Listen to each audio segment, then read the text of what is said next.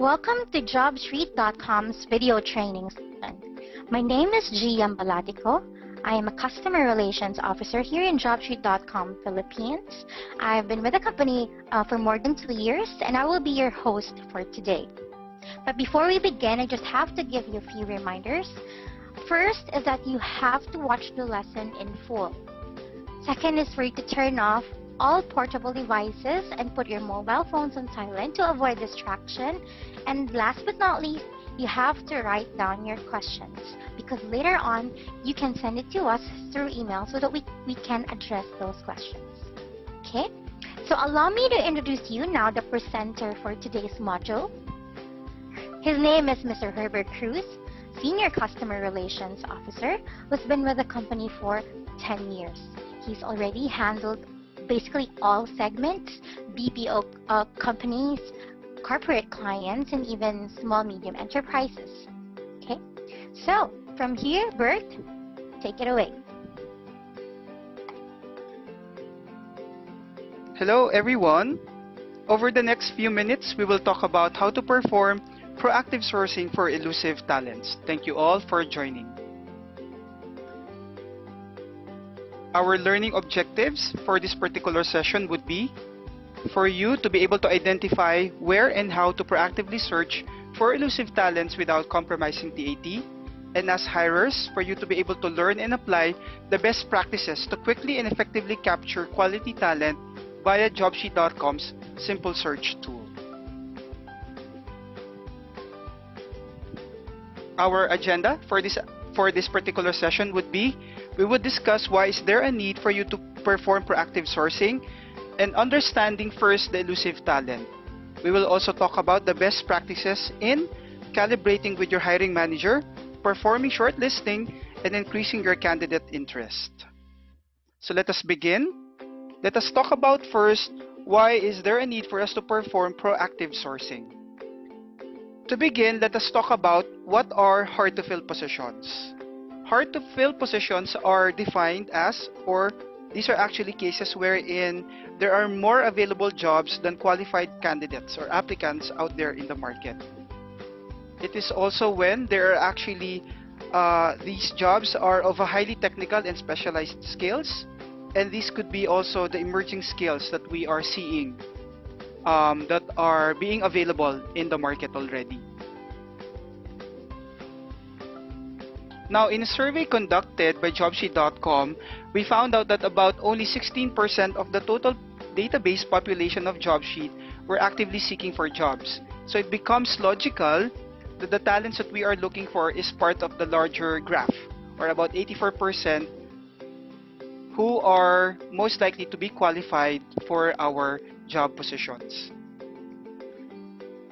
So let us try to profile what is an elusive talent. So we have here a candidate who goes by the name Mr. Mark Grupo. An elusive talent is someone who is currently employed and may hold a niche position. It is also someone who is not actively applying but may be open to exploring new job opportunities. He is also someone who has actively built a strong track record in this particular field, and it is someone who is happy being where they are. So this is how we define or how we profile an elusive talent. Let us now talk about where do we then find these elusive talents. So here are some of the most commonly used channels in tapping hard-to-fill candidates. So let us talk about the upside and the downside. For the paid referral, the upside is that they are credible endorsements where they are filtered by the referrers. However, on the other hand, there is uncertainty of the quantity, for it is always limited based on the employee's network. For the social media, it supports high traffic and the ability to become, or the content to become viral. It is absolutely for free. However, it is less targeted, thus it is less effective for passive talents. There is very low credibility and no privacy is ensured. For the headhunters, there is a level of convenience as our partner recruiter basically screens and filters the endorsements. A level of privacy is ensured and it actually supports a highly targeted approach. However, we all know that this one is very expensive, and calibration with your partners can become a challenge. For the professional network, which is the emerging channel, there is a level of privacy ensured. However, there is low TAT, and the freshness of the candidate or the resume is not guaranteed, and there is also an issue of sustainability. Now, after finding out these commonly used channels, let us talk about what are the best practices for these channels. For the paid referral, we are encouraging you to create an effective employee referral program so that your employees are engaged and they keep on sending their endorsements. For the social media, we want you to create a Facebook fan page wherein you can share your job vacancies. You should also develop good and constant flow of your content. For the headhunters, we recommend this one for only to use this for only highly specialized or high-level positions, and you need to come up with a very good calibration with your partners. For the professional network, you can use this to aggressively build on your network. You also need to ensure that basic fit prior to communicating is ensured, and this is fit for the salary as well as for the work location. Now, what does Jobsheet.com introduce? Of course, we introduce the simple search tool for the resume search service of Jobsheet.com. Simple search is an easy and intelligent way to proactively search for elusive talents. Easy, for it only uses one search bar, very similar to how Google search works. Intelligent, because the more you use it, the smarter it gets. And as an added information, 60% of our country's top companies use the simple search to complement their job posting activities. So how many in our data bank can you actually tap? So let us give you some statistics. We have a total of about 5.5 million. And if we break it down per region, we can see that majority are actually located in NCR. If we break down the data bank based on the job specialization, we can see that majority are composed of the 1 to 4 years experience, followed by the fresh graduates. Now, let us take a look at the number of resumes for the most in-demand and hard-to-fill talents according to the job specializations. Topping the list would be finance, accounting, cost positions or specializations, followed by IT, computer software, marketing, IT computer network again, civil engineering, and sales corporate. So after finding out the numbers of the data bank that we have, we then talk about how do we then tap candidates or the elusive talents using the simple search tool. So we will actually talk about the best practices. First, we would talk about performing purposeful calibration, performing effective shortlisting, and ways to increase your candidate interest. So let's talk about the first one. How do we then perform purposeful calibration? The first step is for you guys as hirers to use the 3+3 approach. That is, with the help of your hiring manager, identify the top 3 must-haves as well as the top 3 nice-to-haves. So here are the questions that you should be asking from your hiring manager, and you should be extracting the answers from them. So the first question is, what work activities are unique to the position? What are the most important skills this person should possess? What systems will this person use? What are the other alternative position titles for this job? And then finally, what in any particular industry or company that also employs this particular type of job. So please have a sit-down discussion with your hiring manager to be able to extract the answers to these following questions. Okay, so just to give you an idea on what the top 3 must-haves and top 3 nice-to-haves should be, let me give you a sample for the requirements for a general accounting supervisor.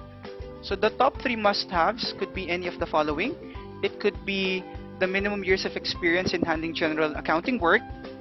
It could also be the minimum year of experience in a supervisory level, or strictly BS accountancy graduate.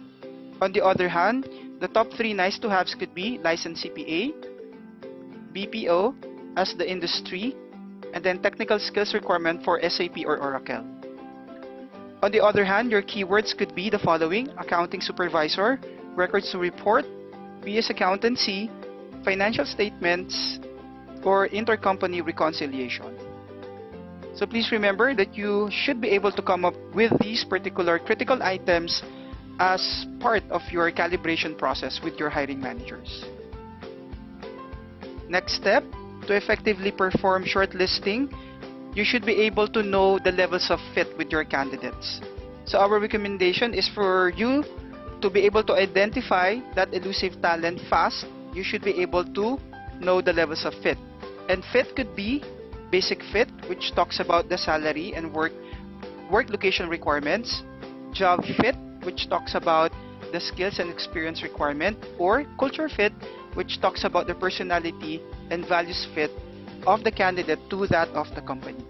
So please remember that a candidate fit is actually equivalent to an employer fit. Okay, so to perform effective shortlisting, again, we want you to perform the retrieval of your candidates through the Simple Search tool in your resume search. Again, Simple Search is a new intelligent search algorithm that would allow you to pull up active and most relevant results first from the data bank of JobSheet. All resumes are actually open now for your tapping. Step 1, to actually perform the shortlisting, is for you to enter the details in the search bar.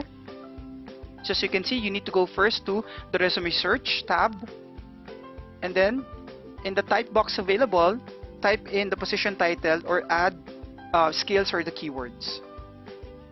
Your position title could be any of the following, and your skills could be any of the following as shown in the slide. Click on search to actually perform the search, and as a quick tip, use an experiment with different keywords. If you are unsuccessful after 3 attempts or 3 pages, do another search using a different combination of your keywords. Step 2 is for you to be able to screen through your results. After performing the search, the system will now pull up for you the result of your search. So as you can see, there is a table of the results that show you the relevant fields to allow you to effectively perform shortlisting. So here are the columns that actually composes the table of result. The table of result is actually equivalent to the basic and the job fit. Again, details on the salary match, work location match, resume freshness, and skills and experience match are now seen as part of the candidate summary table. Step 3 now is for you to download and become more organized when retrieving your candidates. Okay, so to perform the retrieval, you need to check the box beside the reference ID and then click on Retrieve Resume.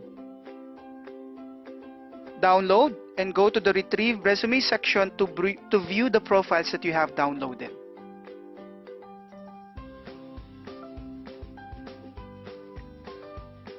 Step 3, as part of increasing the candidate interest, you need to know what triggers your candidates to apply. So you need to consider the candidate psyche when you actually communicate with them. And based on a survey that we actually conducted, we found out that the top parameter that candidates use is actually the location to filter through jobs in our website. It is actually followed by the salary, which is the second highest parameter that candidates use to filter jobs through our website.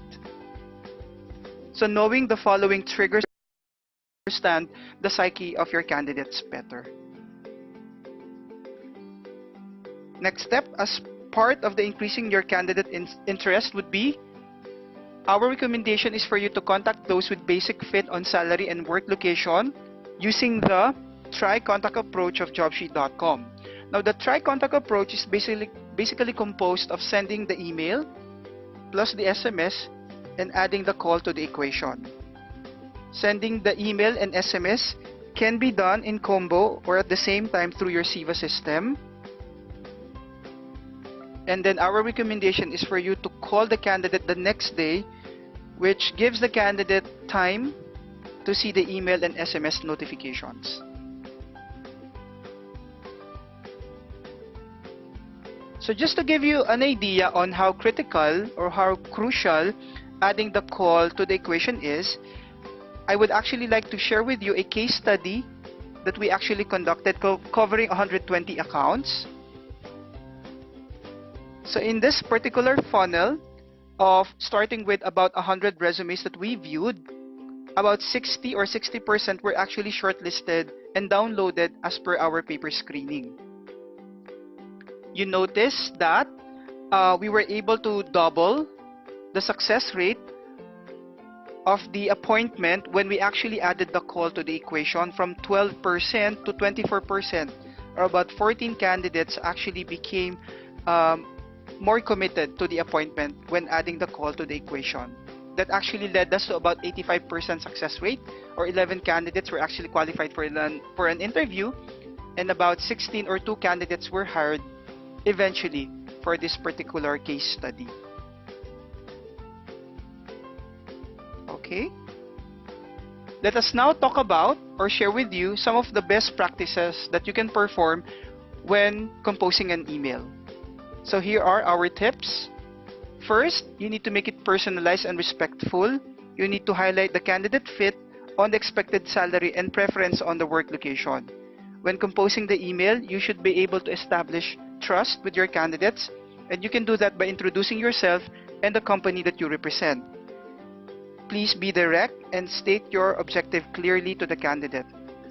You must also need to make the candidates feel chosen and special by stating the job suitability, and you should be able to convince the candidate why it is a good career move for them, and you can do that by providing enough information in your email.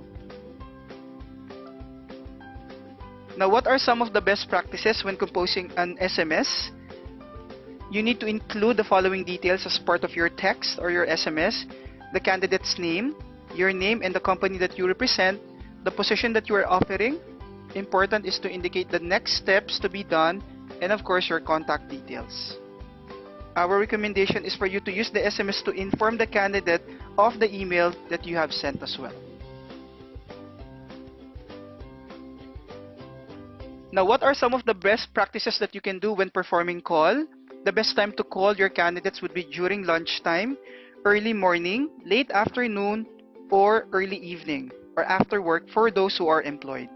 The ideal call duration should be about 3 to 5 minutes only.